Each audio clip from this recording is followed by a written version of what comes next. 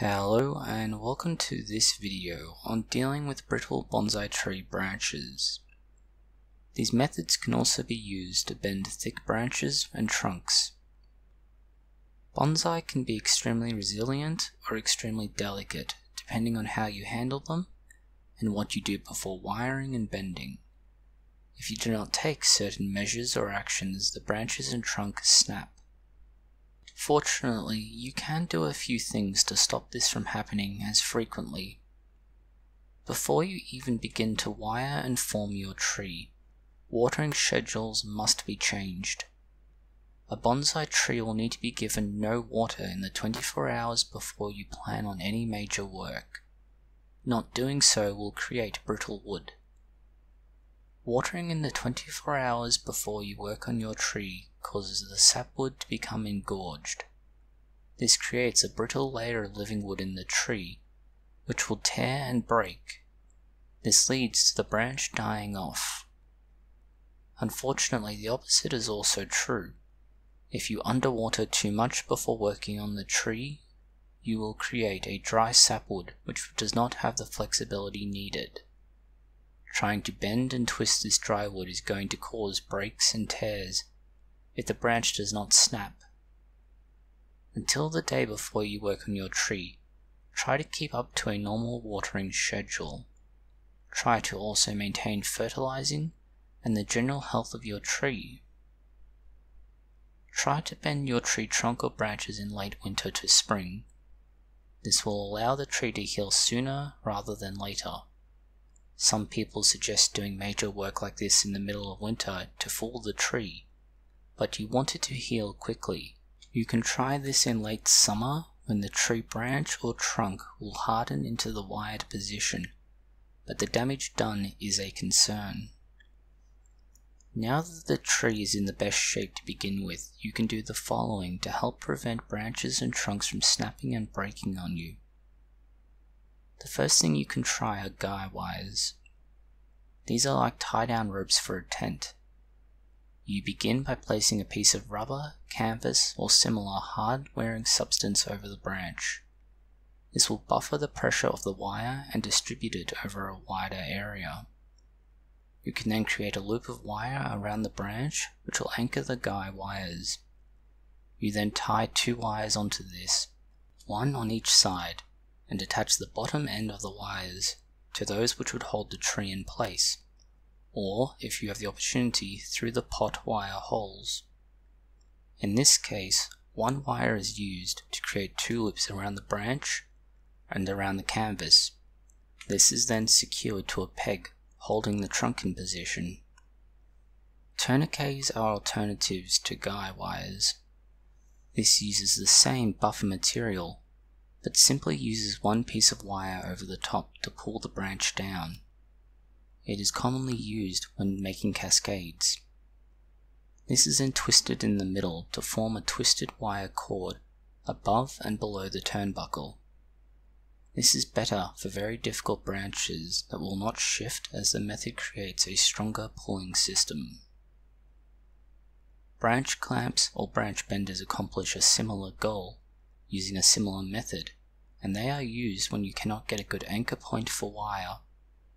They use the tree's own structure and strength, which means you do not need to find a way to set the wires or twist the trunk and branch without snapping it. The branch bender is seen here, and you gradually extend the center part.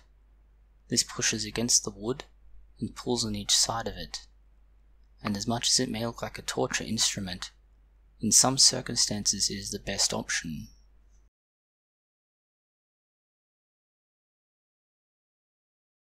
When using any of these methods, you may want to use raffia. Raffia is a tool which will help support the above options. You use it by soaking it in water, take it out of the bucket and wring the moisture out. You then take a length, fold it in half and form a loop at the bottom. Place the loop on one side of the tree and thread the rest of the raffia around the tree and through the loop.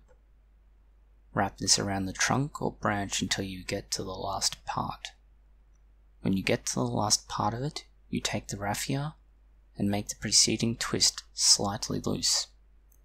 Bring the end back and under this last loose turn and pull it tight. This will create a tight cover like a bandage. Over time, this will dry out and create a kind of wrapping around the tree. This is not so solid as to constrict the tree as wire would, but does provide a buffer. Raffia can be used in lieu of things like rubber, canvas or grafting tape. It will also support the tree when you are aggressive in your work. This helps to reduce the impact of cracks, tears and breaks in the branch. Its demerits include the fact that it will break down more readily, and the extra work required to set it up. If you have tried the above and find the branch does not provide enough movement, you have two options. The first of which is simply time. As with the branch bender and wiring, you can get a lot of movement by gradually applying pressure over time. This can be every day or every few days, which will cause slow but steady movement of the branch or trunk. The other option is a little extreme and seems to only work with some species of tree. Those with which it fails can either experience dieback or death of the tree. To make your tree branch or trunk bend and twist better, you can bruise and damage it. This can be done with pliers by twisting, crushing and bending the branch.